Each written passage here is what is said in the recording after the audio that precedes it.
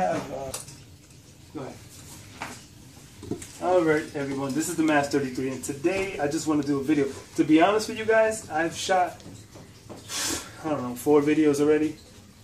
And I'm not really happy with any of them. Because I'm normally off the cuff with all this stuff. And I didn't really like it. So here's the last attempt. But this is actually, you guys been asking to do an update on this. To do like, how would I, you know, hook up my African fat tails. And this is how I would do it. Okay? Now, this is what we call Eco Earth. It's you can buy it as a ZoomEd product, but I notice now there's a whole lot more companies actually using this. It's a cocoa fiber. It's supposed to mimic like nice earth, but it works really well for like tropical geckos. So, terrestrial as well as arboreal, so it doesn't really matter. But I really love this because the way I set it up in adults, they lay eggs in there. Yeah, you may have to look for them if you don't have a specific egg-laying box for them, but I don't know. It's almost like, what do you call that? I forget the name of that holiday. Where you go Easter egg hunting, you know what I'm saying? Like, every day. So this is pretty cool. Now, again, this is Igor. This is equivalent to a 20-gallon tank.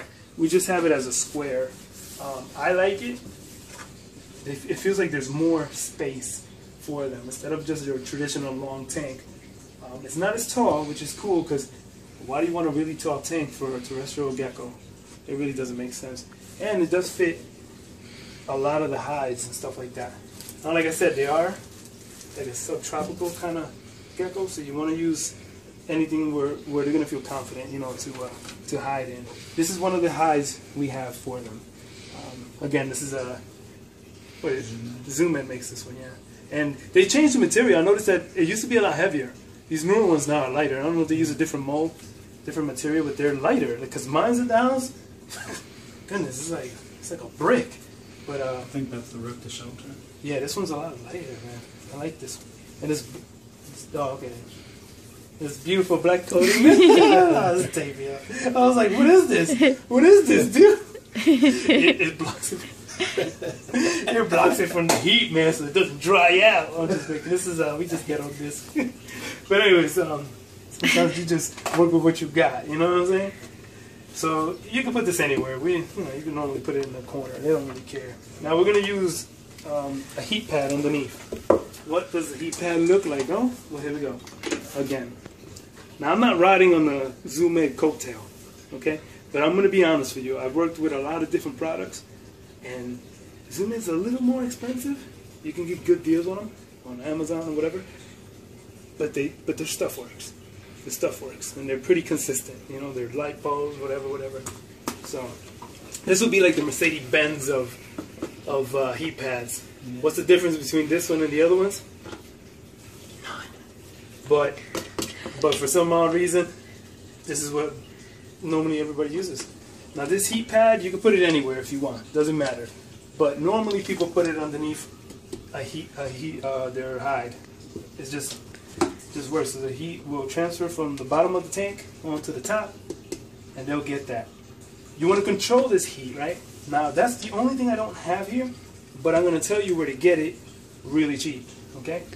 Remember, my channel's not about trying to make you blow money, but also keep the animal and not spend a lot of money, you know, with the animal. But this is one thing you do need.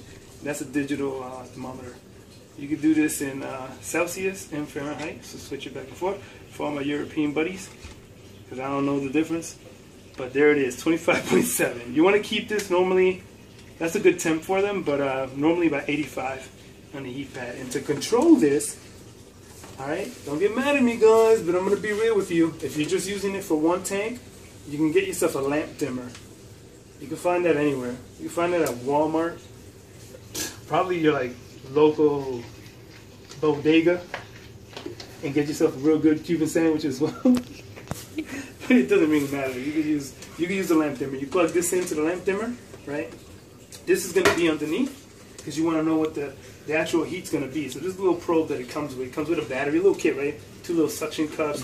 One sticks here, the other one, I don't know if you stick it in the inside or whatever. But this little probe will be at the bottom of the tank.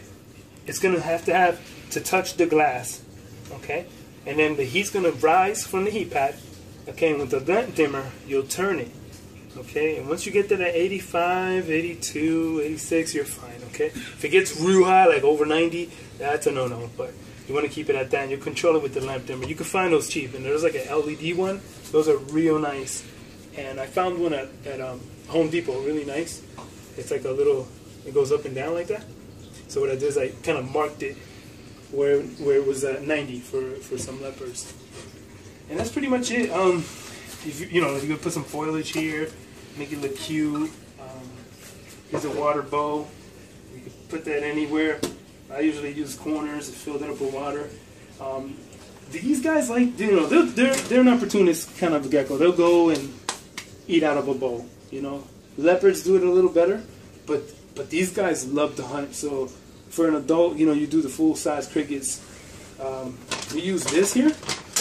It's probably the most used product besides the Rapashi crested gecko diet. Calcium Plus, because it's like perfectly formulated. You don't have to add anything, or it's just, it has the calcium and the vitamins and the minerals all in one shot.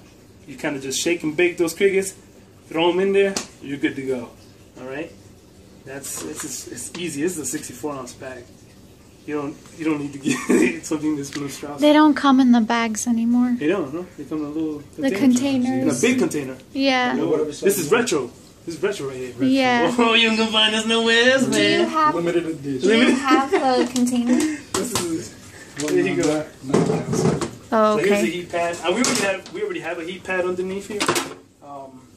And, you know, so you're good. If you had Leos, this is the stuff I use. I put it in a cabinet. I just leave it in there.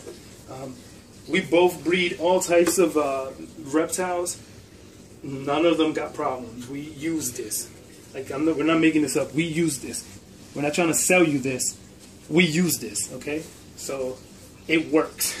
You know, if you want to, I don't know, man. I want to go with this other stuff. No, just stick to what works. Okay, it works for us. Some people have stuff that works for them. You know, I'm not gonna hate. It's whatever. It works for us. You know, and I love this tank. Boom, put a little pin right here. You're good to go. Now you're like, oh, that's so boring. Look, if you want to hook it up with skulls and dragons and whatever, they don't really care. These geckos are not going to care, all right? They don't care if you want to put a waterfall in there and the Mount Rushmore. It don't matter. Bottom line is, to me, simplicity is best. It'll give them more room to crawl around. They will pick a little area to go poop, but this is for an adult. We have a trio right here. And they're fine. It's perfect for them. One's shedding. Yeah, one's in shed and the other one. We got babies of these, and I'll post some pictures of them. So they're breeding. It's really light. And that's pretty much it. The hide we have here is, and the inside is also eco, nice and wet, so they can properly go through their sheds. All right, because if you dry these guys out, you'll see it. They'll look horrible. They'll look really ashy. But if you keep them like this is not too wet. See, I'm not squeezing any water out. It's just perfect. If you can make a fist like a snowball, then it's perfect, you know. And that's it, man. That's the African fat tail setup. I'll probably do another video on how to keep them in a rack system. It's not that tricky. You just you got to make sure you keep the temperatures anywhere from like 84 to like 88, nothing higher, but it can be done. Many people breed them in rack systems, all right. But if you want to, again, if you had a 20 long, it's cool. You can just keep it that way. But not everybody wants to do that traditional 20 long. This is good enough, right, guys? This is the Mass 33. I love you guys, and I'm out.